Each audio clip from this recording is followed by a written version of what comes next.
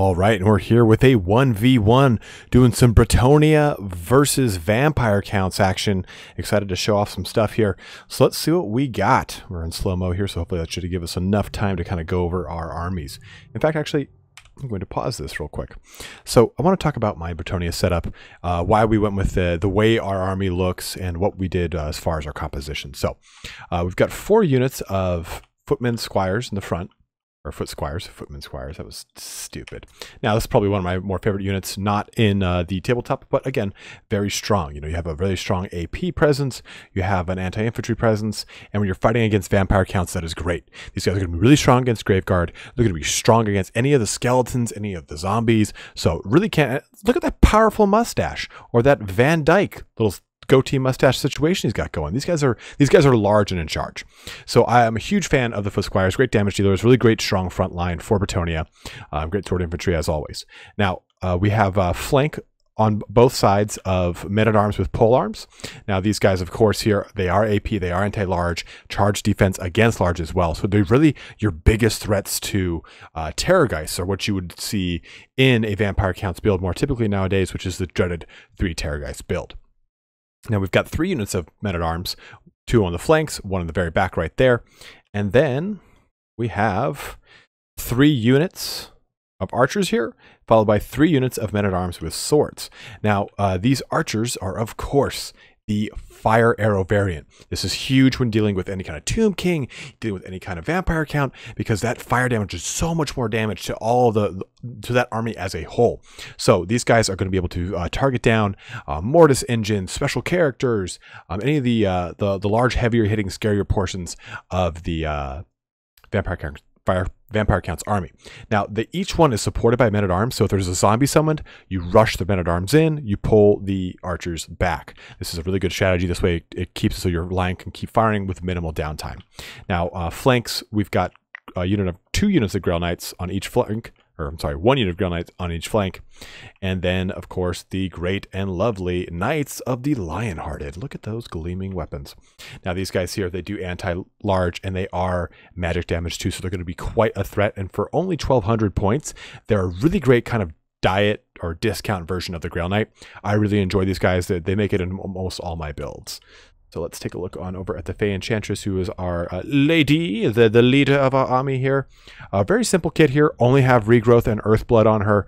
You don't need a whole ton, but her ability, there it is, Favor of the Fey. Plus 44 melee attack is going to be really strong with those Grail Knights as they kind of charge into our foe. Speaking of our foe, let's take a look at our foe. Now, we have the Vampire Count dreaded triple Terrorgeist build. Now, each one of these Terrorgeists is supported with a unit of Fellbats, which is a great opportunity to just kind of harass a back line, especially when you're playing against Bretonnia. Fellbats can be used to really, really great ends, because you can get in that back line, you can harass a lot of things. They have the aspect of causing fear like the rest of the whole entire vampire count army does, so strong unit all the way around.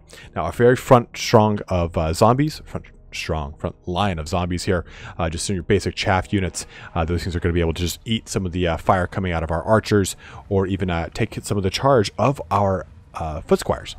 Now, of course, we have the Tithe here. This is just a great unit here, just because they're basically the same exact zombie, but they have a little bit better melee stats, so they're just a little bit more harassing. Now, of course, the rest of the line is supported with a skeleton, Graveguard, skeleton, Graveguard, skeleton. That's nice here because the skeleton spearmen here are going to give them really great anti-large against any kind of cavalry. So let's kind of see how this plays out, yeah. So we have things kind of initially taking place here. Let's try to get you guys a good view of the battlefield. We already have some fire arrows kicking into the corpse cart, which I originally thought was a mortis engine when the game started, but hey, to each their own. Now that corpse cart is going to get absolutely melted by those 3 units of fire arrows kicking off against it. As you can see here, we have our first charge of foot squires against some zombies, more kicking in across the way. It is so important to charge your front line. If you are having problems charging your front line, easily, you can group them all together, lock them by pressing the little padlock above the group icon, and then pressing Alt, and it'll charge simultaneously across the way for you. So a little bit easier.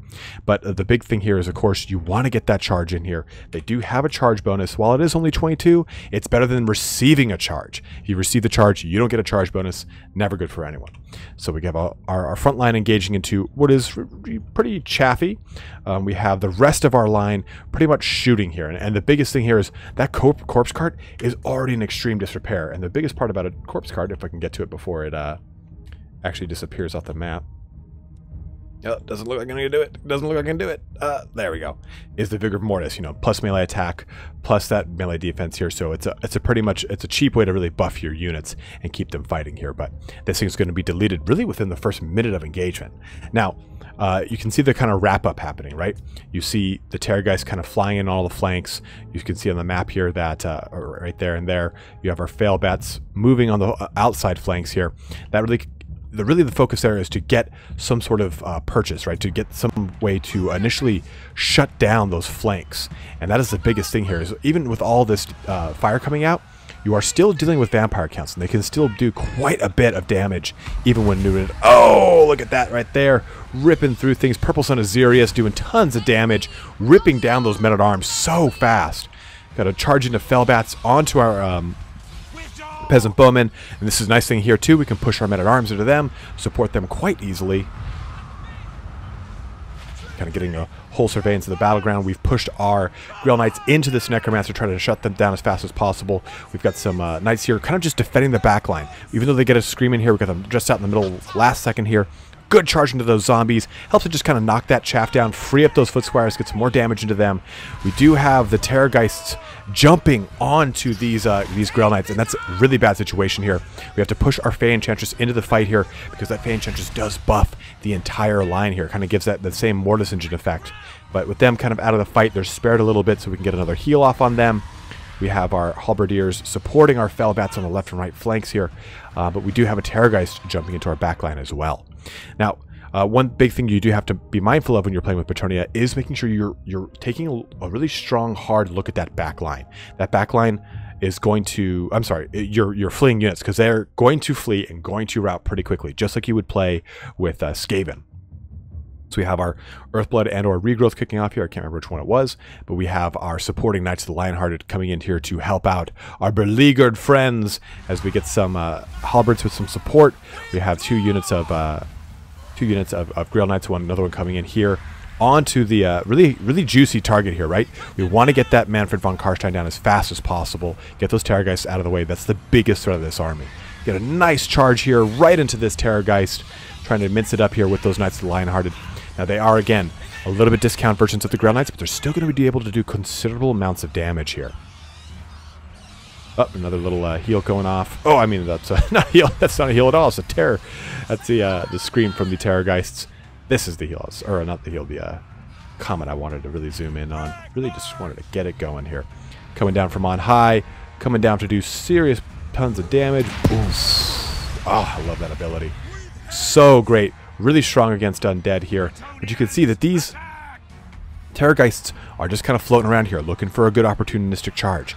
We're really kind of winning the infantry fight. We knew that would really happen here with this kind of, double charge here onto those Grail Knights. We knew that would happen, right? We knew that we had the superior infantry compared to them.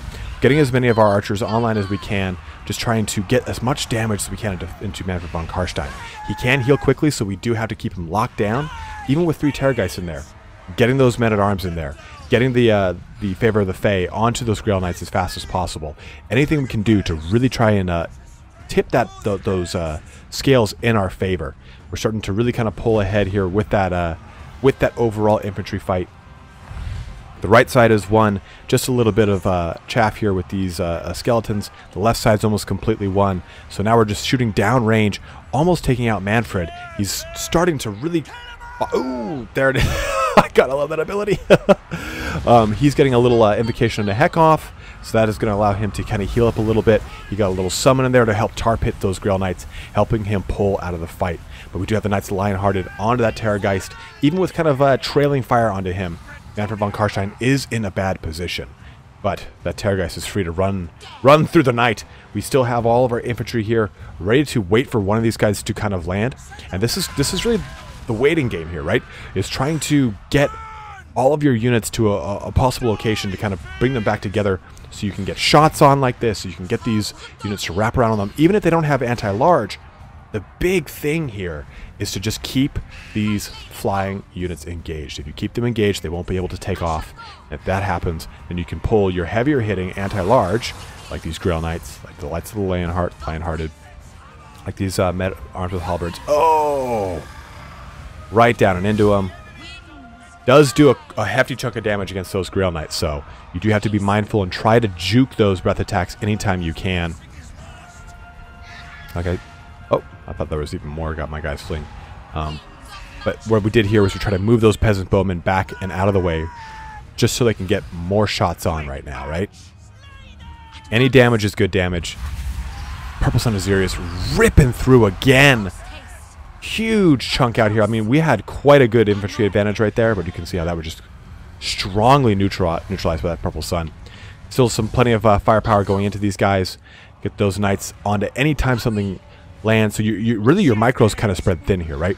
You have to do whatever you can to keep units engaged, but at the same time keep them opportunistically engaged, like these men-at-arms into this Manfred von Karstein. There's a lot of terror routing that can go on right now because all of these Terrorgeists have to do is cycle charge at this moment. Their biggest threat is these Grail Knights. Ooh, a nice Earthblood kicking off across the entire 3 unit of Knights here. Really good, strong, opportunistic charge here as well into Manfred von Karstein's flank, poking the belly of the beast. Getting all deep into that. Terrorgeist flying in. I think his other bros coming in from on high as well. Nope, he's back there, but he'll be here soon. God help us for the lady. Trying to get this, so we have the Favor of the Fae even on Men-at-Arms with Polearms. It doesn't need to just be on Grail Knights. So we got another charge in here from another Terrorgeist. I mean, things are just no holds bar shit show right now, right? It's just nothing but bats and beasts going wild.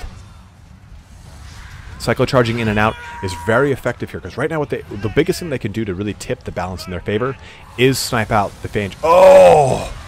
Breath attack ripping through tons of knights. That was all jam-packed with knights. Not anymore. So the biggest thing that they can do here is knock out the Fey Enchantress. You can she's at full health. So the biggest thing we have to do is keep her out of the fight, but in the fight at the same time. We want her bonuses to kick off. But with all these halberdiers, we'll be able to take 1 or 2 of these units down quickly. And getting some good charges in from Grail Knights is really going to be the thing that tips the scales here for us. But these guys are in pretty good shape, and it is kind of scary here. We're at pretty much like a pivotal moment, because if all of my knights die, we're screwed. If Fey of Enchantress gets killed, it doesn't matter what's left on the table, we're screwed. So you can see that doing this cycle charge, pulling back and forth, has kept the vampire counts very much in this game. They've been able to really kind of stay strong here because they've been able to cycle charge, regenerate, heal, then come back in for another one, causing the charge bonus, the leadership penalty from being flank charged, as well as that terror bonus. I mean, there's so many things kicking off across the leadership of the Bretonnia line right now. Let's take a minute to really appreciate this. Terrorgeist completely surrounded here by all things pointy and glowy. Manfred von Karstein is not in good health. Look at him. You think you're so cool with your bald head? Well, I got one of those too, guy. Oh! And Manfred is down. One of his Terrorgeists has taken to the air again as his other one has fallen as well. And it looks like a foregone conclusion for the vampire counts as they crash headlong into the ground. Pulling ahead, Bretonnia clinches a Pyrrhic victory indeed. Let's take a look at that post-battle report. So, I mean, look at this army, right? Look at Forte 35's army. And Forte, you do watch the channel as well as Turin's channel as well. So thanks so much for watching, man. Thanks so much for a really fun game. He led into it saying like, oh, I'm not very good. Bullshit. He's really well. So 250 kills from Manfred, 70 kills from the Terrorgeist, 113 kills from this Terrorgeist. The only thing else in this army that did considerably well was the Graveguard. So this is just another testament to how strong the triple Terrorgeist build is. We see this a lot. I know a lot of people are very sick of it, but I think that this was a very fun thematic fight, and it was a very interesting build to take against the vampire counts. In fact, as a whole, this Bretonnia army is very, very defensive. It's stalwart. It can take a lot of different things thrown at it. If there were dire wolves, we would have been able to field them with our men-at-arms with pole arms, or our halberdiers, as you want to call them, if you want to just cut to the chase. If there were a lot more flying units, like Wargeists, you know, we had the archers to take care of it. We had, if they had a mortis engine, archers to take care of it. So you have a lot of really good answers in this build. 203, 70, 136, and 128 for our foot squires is a little kind of, you know, inflated because we're killing a ton of zombies and skeletons, so they're not going to get a whole big chance to shine. But really here, the biggest thing was keeping these knights on their targets as best they can. They can't take a Terrorgeist one-on-one, or let alone two-on-one, really. By that I mean 2 Terrorgeists on one. But your biggest thing here and your biggest strength for Bretonnia is the ability to be flexible with your really strong, hard-hitting anti-large. And with the Fey Enchantress, just like a Lari Elf with the High Elves, you can pour out so many buffs and so much health that you really can keep your army running. So overall, really great fight, guys. I hope you really enjoyed it here. We got another one coming out here soon with some different armies here, and I hope you enjoyed that as well. But as always, thanks for watching. Don't forget to like, subscribe, comment below, check out my Patreon, do all the stuff that I need you to do. But have a good one and take care.